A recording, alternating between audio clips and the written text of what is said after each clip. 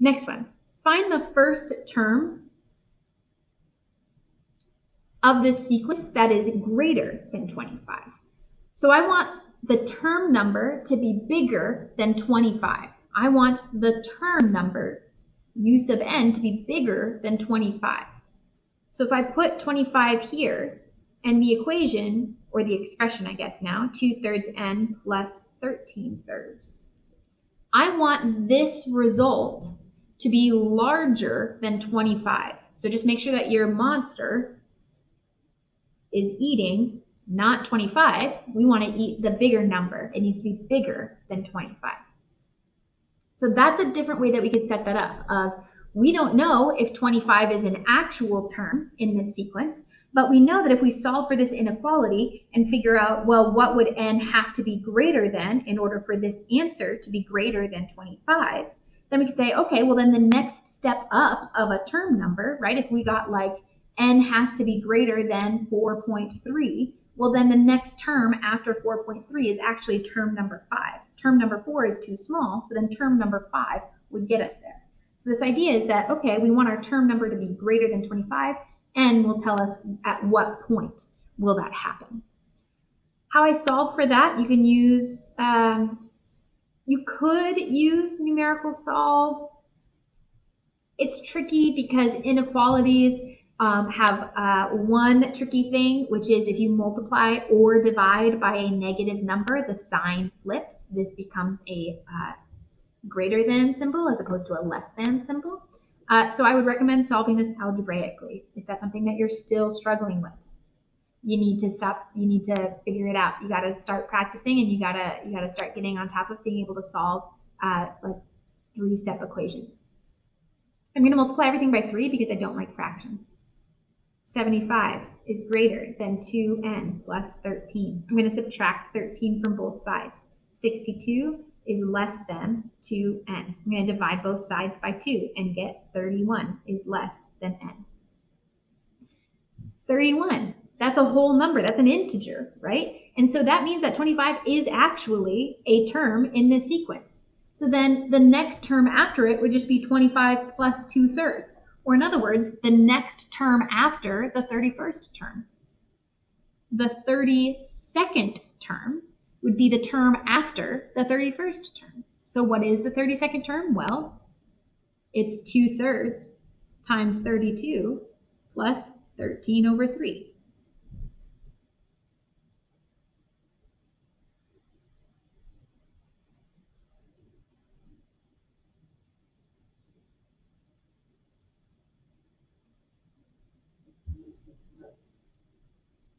$77 over 3, which is 25 plus 2/3. The thing is here, you didn't know if 25 was actually a term in the sequence. It could have not been a term in the sequence, and so then you would have had to figure out which one would have been the next one up. It just so happened in this problem to be nice because our number that we got was an integer, which means that 25 is in the sequence. You're doing great. Stick with it. Consider the finite arithmetic sequence. Finite is the opposite of infinite. Infinite goes on forever, finite ends. And so finite means, hey, there's a sequence, there's a pattern, and it's an arithmetic pattern, which means repeated addition. So hey, we know that this is repeated addition, and it ends at this number. How many terms is it? I don't know. What's the nth term of this sequence? In other words, what's the equation that represents this sequence? I don't know, but I do know that it's a finite, countable, beginning and end sequence where it starts at -3, ends at 1,189, and it's arithmetic, which means that we're adding the same number every single time. So when it says write down the common difference, we only have one pair of numbers that we can compare. Whereas before, in previous situations, we've had like maybe multiple numbers where we're like, oh, we added 3 every time. Oh, we added 2 every time. Here, we only have one pair to compare.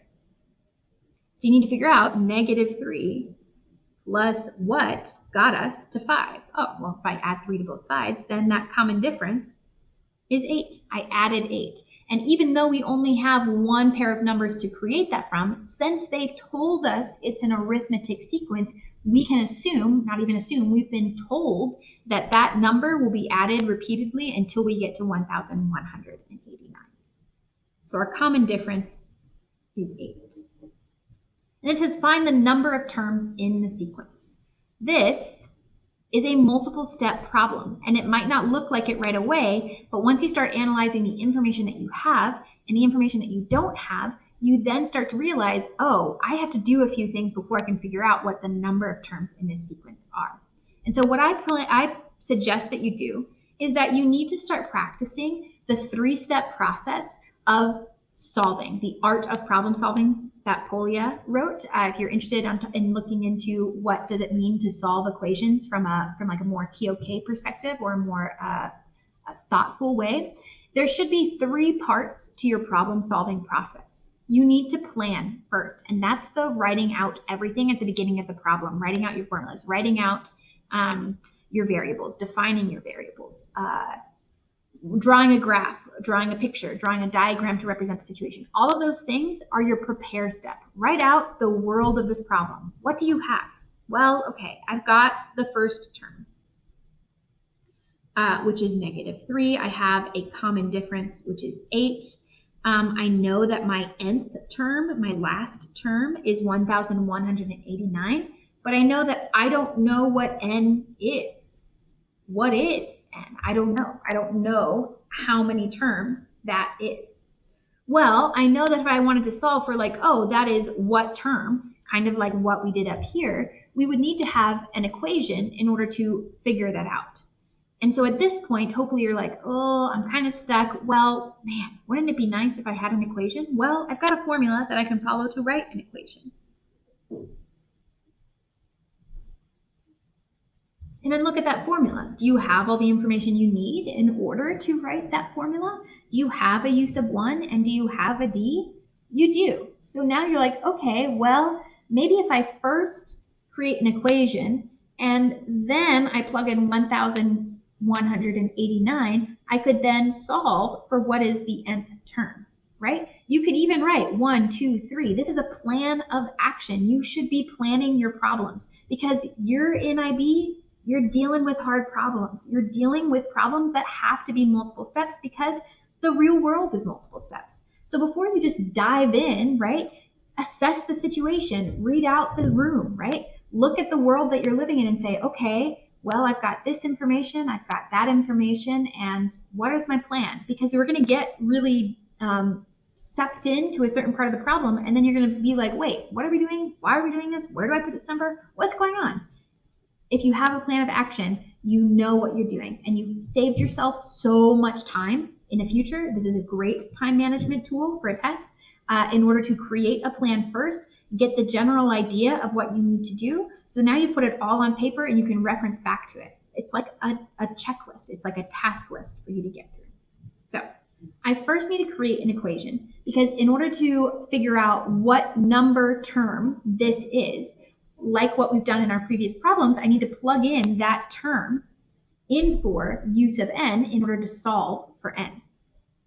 So first, I need an equation in order to then be able to plug in 1,189 for this guy and then solve for n. Let's get started. This is the plan part of your problem solving. The solve part of your problem solving. U sub n equals u sub 1, which is -3, plus n minus 1 times d, which is 8. You could simplify it. You don't have to. I'm going to leave it unsimplified here just to show you that you don't have to simplify it. That was the first part. Now, the second part is I need to plug in this guy for u sub n so I can solve for n. So I'm going to plug in 1,189 equals -3 plus n minus 1 times 8. You can use numerical solve in this case because it's an equation, right? And there's only one unknown.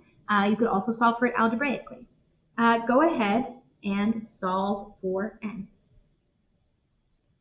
I'm going to add 3 to both sides. 1,192 equals n minus 1 times 8. I'm going to divide both sides by 8, which is 149. And all I'm left with is this parentheses n minus 1. But since there's nothing else going on, I've gotten rid of that 8. I can take it out of the parentheses. And then I'm going to add 1 to both sides and get 150 equals n. Which means that the 1,189 number is the 150th term in this sequence. And we know that that sequence ends at that number. So it ends at 150 terms, making it a total of 150 terms. The number of terms in the sequence is 150 terms. Stop for a second and complete the third part of your problem-solving art, which is assess. Does this make sense? Does that number make sense? Would that number make sense if it was small, like 10 or even 20, right? We see going up by 8, well, it would be 5, and then it would be 13, then it would be 21, then it would be 29, then it would be 37, right? And already we know, like, okay, 10 terms definitely won't get us to 1,189. So we know it wouldn't be like a tens sort of number, right? It wouldn't be like 10 or 20 terms. And we know if we got like thousands and thousands, if we got anything bigger than this number, honestly, if we got anything larger than 1,000, that wouldn't make sense because it's not like we're going up by 1. If we went up by 1 every single time, we would be close to 1,000 terms. So we know we're bigger than like 20. We know we're probably smaller than 1,000. And so we're saying, yeah, that number makes sense. It makes sense in the context of this problem. To the best of my ability, to the best of what I know, that makes sense. The assess part is crucial. Make this make sense. Bring it back into the context. Compare it to other numbers. Compare it to the situation. Make sure that you're following these 3 steps. They're helpful. They will help you save time in tests. They'll help you make sure that you do things correctly. And it helps you not get confused and lost in the minutia of a math problem. If you create a plan for yourself, label out everything that you have on the table, then you can quickly grab the things that you need and start seeing the puzzle pieces of, oh, I've got that. Oh, I've got that. Oh, and I've got that. Okay, I think I can solve for n because n is the only thing I don't have in this situation. I can plug in something for d and u sub 1 and u sub n, and so I can solve for n. We'll continue to practice that in future lessons. Next lesson, we're going to talk about what is a series. Today, we just talked about a sequence, which is just a sequence of numbers that follow a certain pattern of addition. Great job.